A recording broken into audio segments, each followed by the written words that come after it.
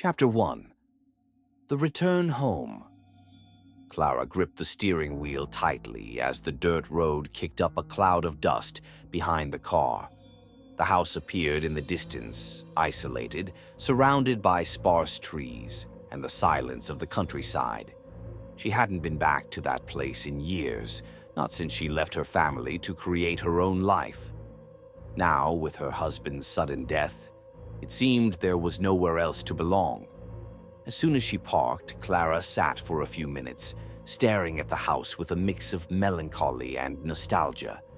The details of the weathered wooden structure brought back memories she would rather forget. It felt strange to be back there, alone, without the familiar noise of the city to fill the emptiness. When she opened the door and stepped inside, the smell of mold and accumulated dust surrounded her. Every piece of furniture was in the same place, as if time had stood still. The dust-covered windows filtered the late afternoon light in a muted way.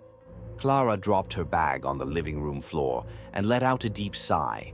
She felt uncomfortable, yet at the same time as if she was exactly where she needed to be. As night fell, the silence was broken only by the occasional sound of wind blowing through the trees outside.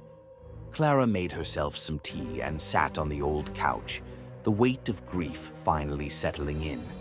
Her thoughts drifted between the husband she had lost and her childhood in that place, marked by the tragedy of her brother.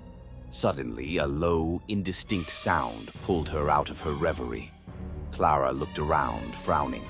It wasn't the wind or the creaking of the house. It was something else, something almost inaudible, but present. A sound coming from the wooden floor. She moved closer, but the noise disappeared as quickly as it had started. "It's just in my head," she murmured to herself.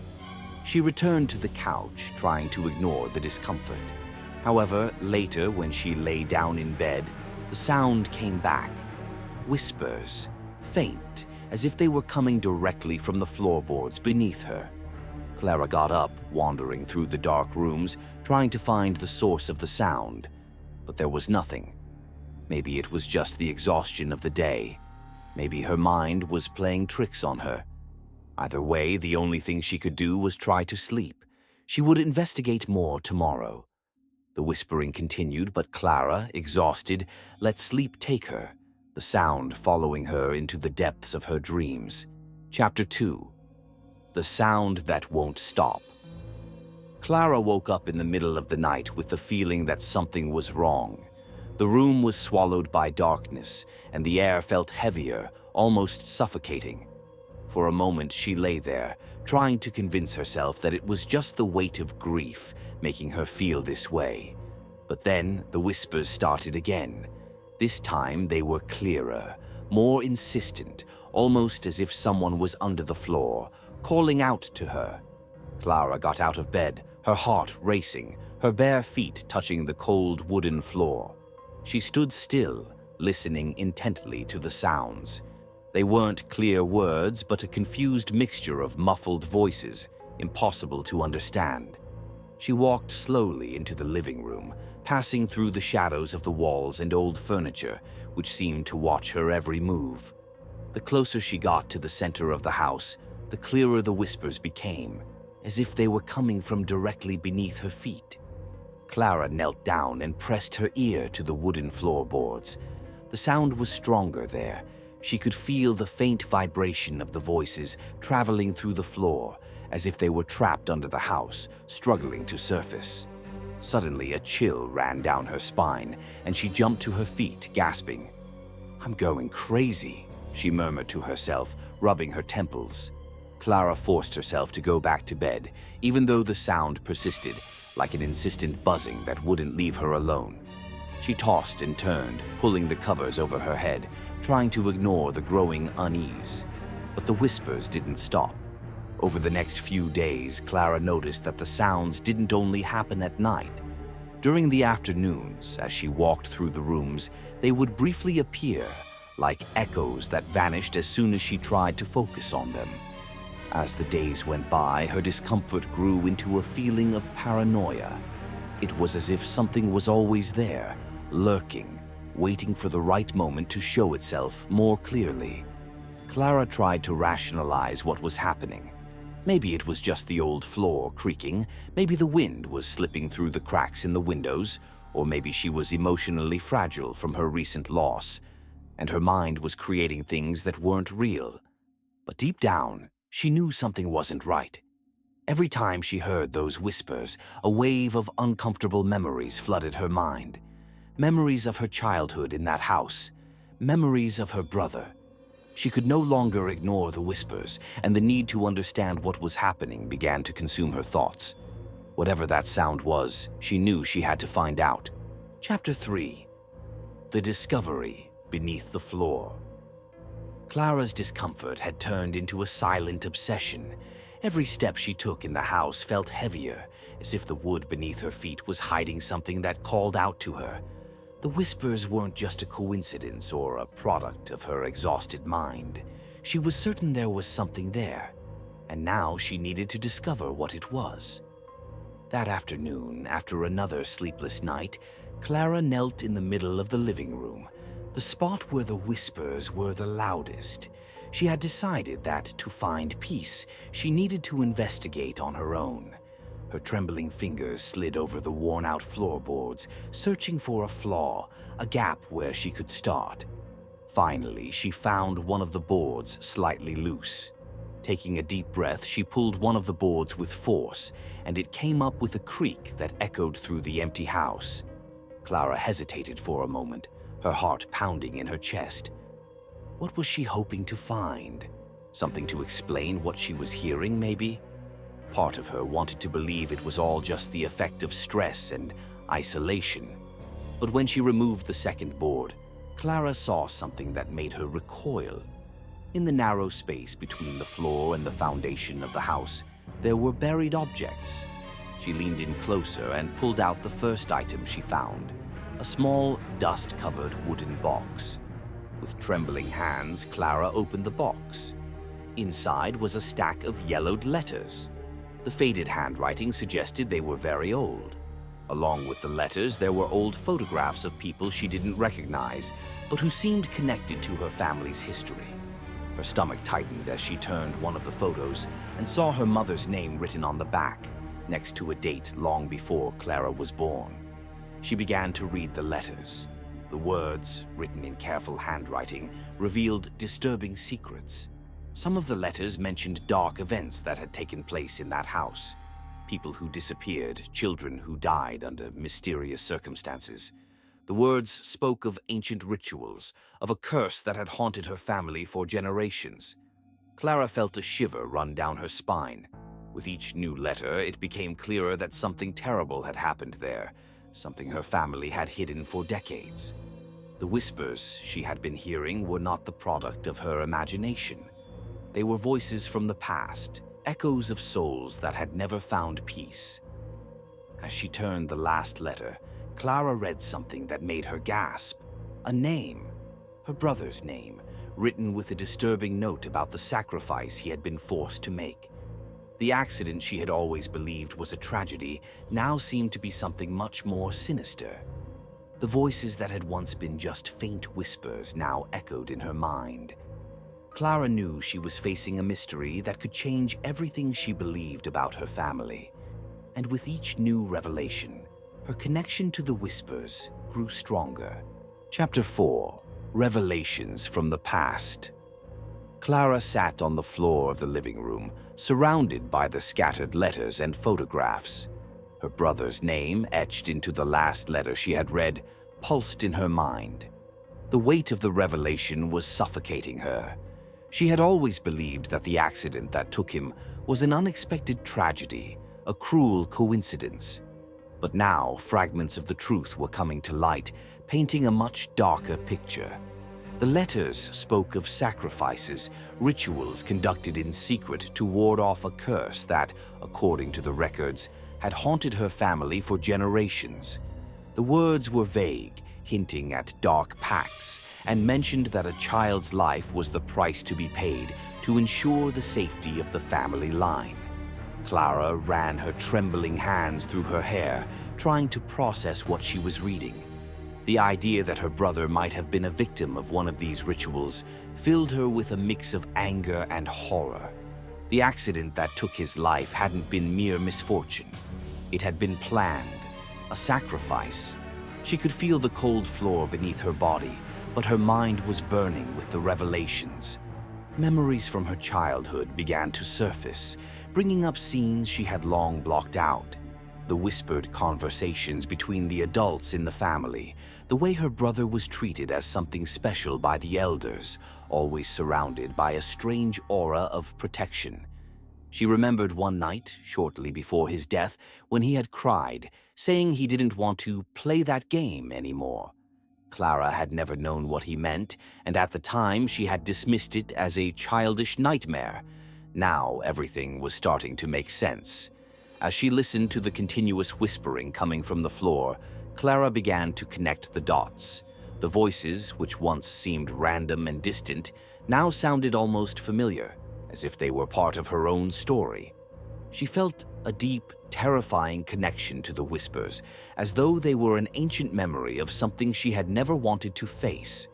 That house, which had once been her refuge, was now revealing itself to be a prison of dark secrets.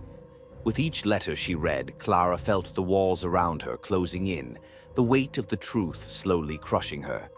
She no longer knew what was more frightening, the curse that haunted her family or the fact that she herself was part of this cycle of pain. Slowly standing up, Clara picked up one of the old photographs. In the image, her mother held her brother in her arms, smiling at the camera. But now that she knew the truth, Clara saw the smile differently. There was something behind it, a dark secret that the family had kept buried for generations, hidden beneath the wooden floorboards of that house.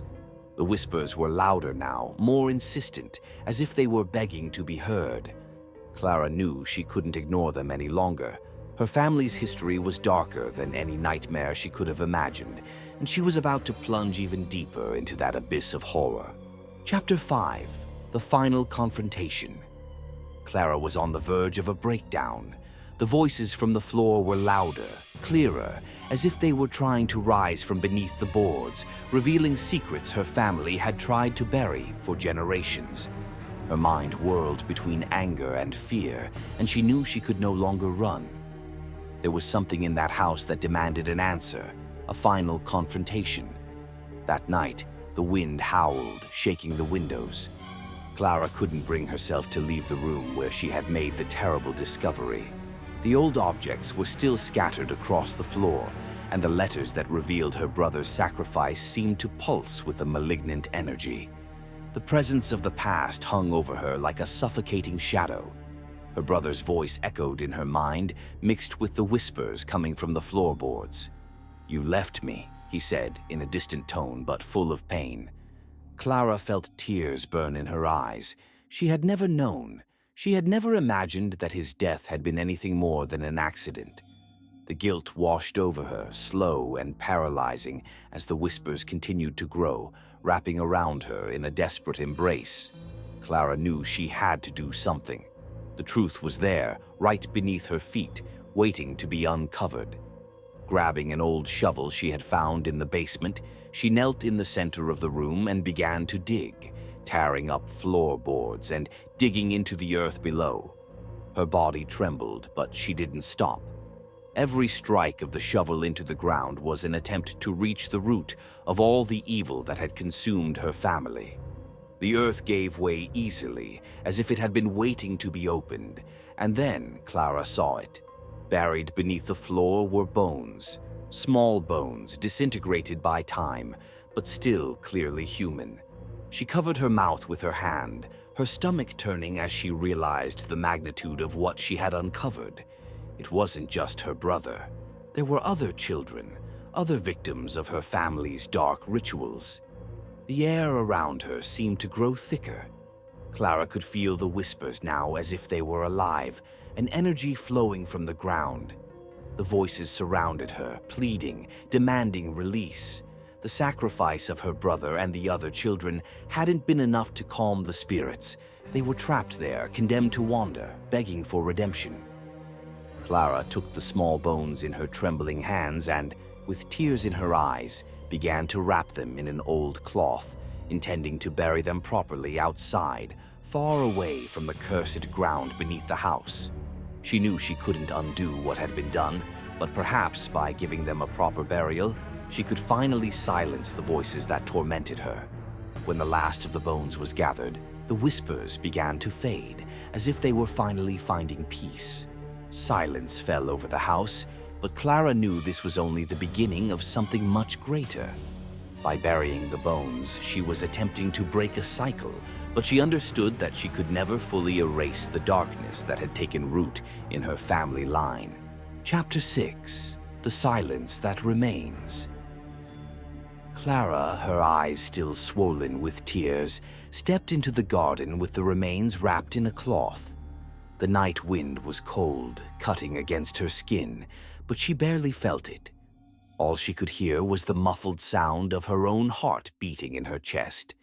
The whispers, which had once echoed in every corner of the house, had disappeared, leaving behind a disturbing silence. She walked to a secluded spot near the trees that bordered the property. There, under the faint light of the moon, she began to dig.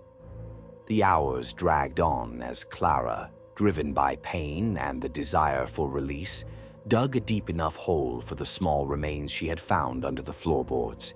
Each shovel of dirt felt heavier than the last, as if each movement was an effort to free herself from the weight of the truth she had just uncovered. Finally, with trembling hands, Clara placed the bones at the bottom of the grave and whispered a silent prayer. She didn't know exactly who she was praying to or if those words would have any effect, but something inside her begged for redemption. She covered the bones with dirt, her body exhausted from digging and her mind worn out from the horrors she had faced. When the last handful of earth fell over the makeshift grave, Clara sat down beside the freshly dug hole, her legs folded and her arms wrapped around herself for warmth. The wind still blew, but there was something different about the night. The air felt lighter, clearer. The weight of the whispers had lifted, but in its place remained a deep, unsettling silence. Clara knew that the spirits of the victims had finally found some kind of peace, but she didn't feel relieved. There was an oppressive feeling inside her, as though the darkness that haunted her family had, in some way, now become irreversibly connected to her. She had confronted the horrors of her past, but the emotional scars she carried would never be erased. Back inside the house, Clara felt like a stranger in her own home. The floor creaked beneath her feet, but the sound now seemed empty, devoid of the voices that had once tormented her. She walked slowly into the living room, where the letters and photographs were still scattered across the floor. On impulse, she gathered everything, carefully folding the old letters and putting the photos into a box. She thought about burning them, destroying all evidence of those tragedies, but something inside her stopped her. Those objects were part of her story, no matter how painful. However, as she walked toward the fireplace, something made her stop suddenly. It was a sound very faint, almost imperceptible. Footsteps, soft footsteps, as if someone was walking on the floorboards, even though no one else was there. Clara froze, her heart racing in her chest. She looked down at the floor, now clean and without any loose boards, and for a moment she thought she was just imagining things. But the footsteps continued. Slow, steady, as if something was still there, lurking in the shadows. Clara closed her eyes, breathing deeply, trying to convince herself that it was just a trick of her tired mind, one last provocation. However, when she opened her eyes, the sound persisted, and with it came a disturbing feeling that, despite everything she had done, the terror that haunted that house and her story wasn't completely buried. Something still remained, something she might never fully understand. The silence had been broken, and Clara knew, deep in her soul, that the nightmare wasn't over. What if the silence around you held the most terrifying secrets? What else could be hidden, waiting to be revealed? If this story sent chills down your spine, you won't want to miss the next mystery and suspense-filled content we've prepared for you. Subscribe to the channel now and hit the notification bell to be the first to dive into new, dark secrets. And if this video left you unsettled, leave a like and share it with someone who needs to feel the same chill.